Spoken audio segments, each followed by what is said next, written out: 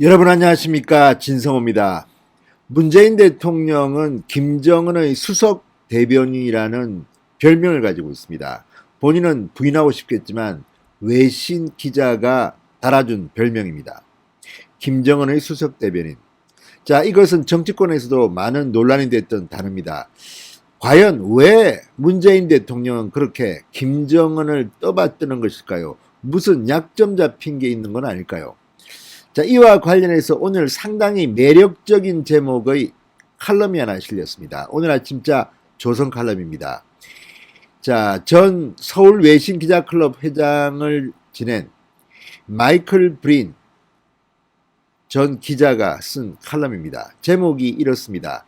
김정은은 문 대통령의 두 가지 약점을 안다. 그 두 가지 약점이 뭘까요?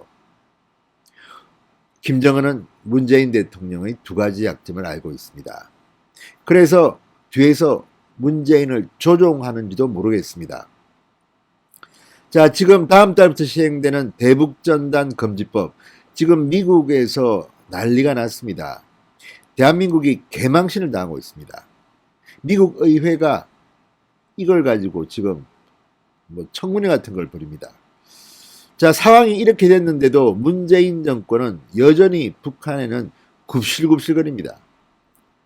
김여정은 탈북자를 인간 쓰레기들, 그리고 대한민국 세금으로 지어준 건물을 폭파해버렸습니다.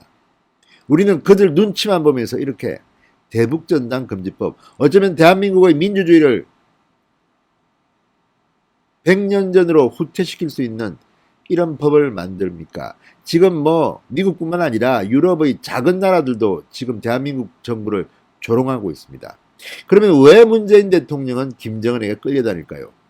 김정은은 정말 문재인 대통령의 두 가지 약점을 알고 있습니다. 그 두 가지 약점은 뭘까요? 진성호의 융단 폭격 시작합니다. 문재인 대통령을 융단 폭격합니다.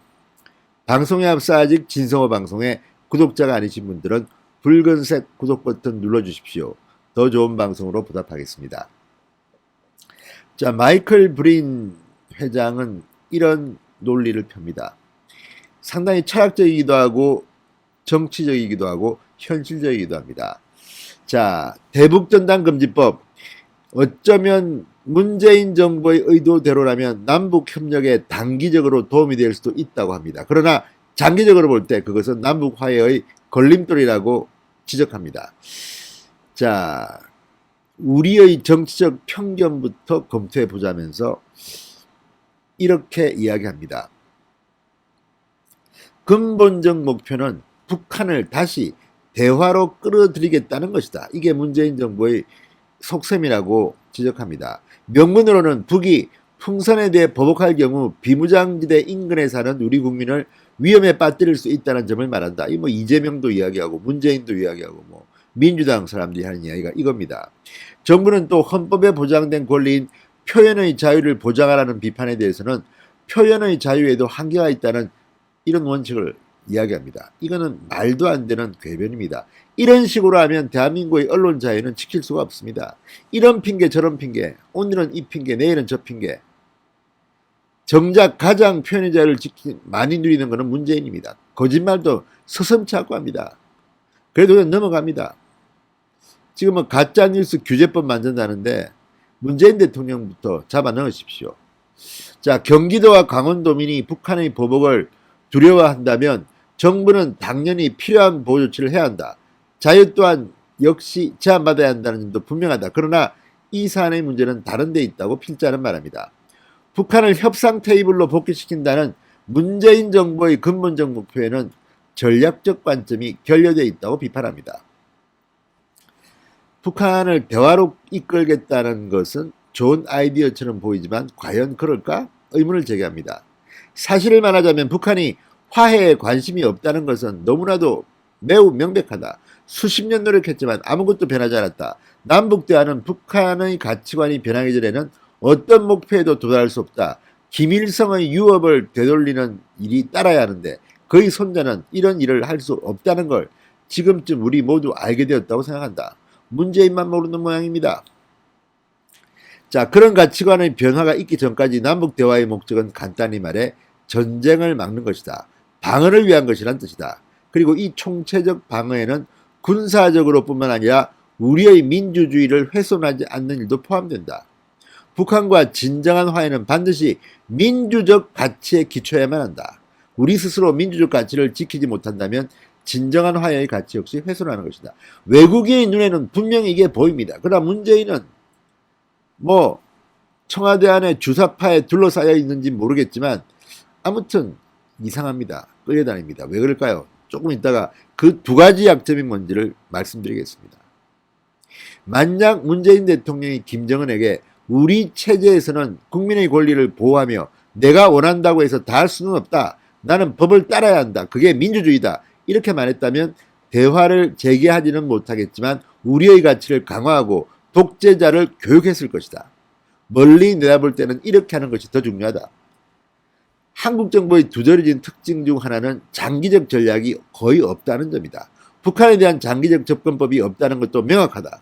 5년 단임제 대통령은 미래 성과에 대한 공로를 인정받지 못한다. 한국에선 정치뿐 아니라 다른 분야 리더들도 전임자의 성공을 이어받고 싶어하지 않는다. 이게 문제입니다.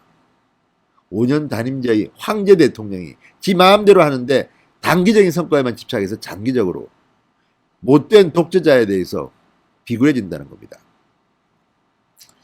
자, 그래서 정책을 만드는 사람들은 깊은 전략적 요인보다 단기적 전술적 이점을 우선시하고 싶은 유혹에 빠진다.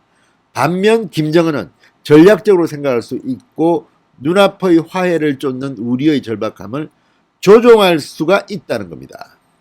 게다가 김정은은 이 조종을 꽤 잘한다. 잘 알려진 대로 대북전단 금지법은 김정은의 여동생 김여정이 탈북자들을 인간 쓰레기라 부르며 개성공단 연락사무소 건물을 폭파한 직후 나왔다. 그러니까 우리는 늘 끌려다니는 겁니다. 눈치만 보고 비굴한 인간들. 자, 한국 대응은 우는 아이에게 젖준다는 속담에 따른 것 같아. 그것은 실책이었다. 좋은 양육의 첫째 원칙을 잊었다. 나쁜 행동에 보상을 준다면 나쁜 행동을 장려할 뿐이라는 원칙이다. 정말 중요한 이야기입니다. 못된 놈들이 못된 짓을 하는데 그걸 갖다가 들어주면 계속 못된 짓만 합니다. 김정은은 이제 문재인 대통령의 두 가지 약점을 안다. 그게 뭘까요? 시간이 얼마 없다는 것. 이제 1년 조금 남았습니다. 그리고 나쁜 행동에도 기꺼이 보상하려 한다는 것이다. 이게 두 가지 약점입니다. 김정은의 머리가 돌아가고 있습니다. 문재인의 두 가지 약점. 시간이 얼마 없다는 것. 그리고 나쁜 행동에도 기꺼이 보상하려 한다는 것. 그 이면엔 또 무슨 약점이 있을까요? 김정은은 분명히 문재인의 약점을 쥐고 있는 겁니다. 자, 대통령이 원하는 돌파구를 마련하는 데는 1년밖에 남지 않았다. 이제껏 봐왔던 그런 돌파구는 열리지 않을 것이다. 한국 정부는 이 사실을 깨닫기 전에 그들에게 또 무엇을 주려 할 것인가? 마이클 브린 전 서울 외신 기자클럽 회장입니다. 한국인이라는 책을 쓰기도 했습니다. 자, 이 마이클 브린의 칼럼을 보면 지금 문재인이 얼마나 초조해 하는가.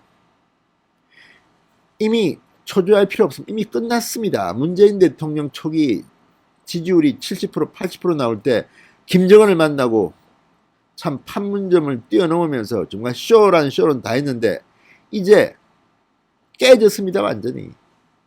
김정은은 이제 그 전으로 돌아갔다고, 아니 더 악화됐다고 말합니다. 지금 미국도 바이든 행정부가 들어와서 완전히 더 나빠졌다고 이야기합니다. 대북 정책을 전면 재수립합니다. 그런데도 문재인 대통령 치사하게 비굴하게 이렇게 김정은 눈치를 봅니까? 대북 전단 금지법 정말 대한민국이 국제적 망신을 당하고 있습니다. 아무튼 외국인의 눈에는 적어도 이런 문재인의 모습이 잘 들어오는 모양입니다. 시간이 없습니다. 시간이. 그리고 우는 아이에게 젖준다. 나쁜 행동을 하면 나쁜 행동을 보상한다. 참으로 기가 막힙니다. 어쨌든 문재인의 두 가지 약점. 시간이 얼마 없다는 것. 그리고 나쁜 행동에도 기꺼이 보상하려 한다는 것. 문재인은 어떻게 해야 됩니까? 진성호의 융단 폭격이었습니다. 여러분 감사합니다.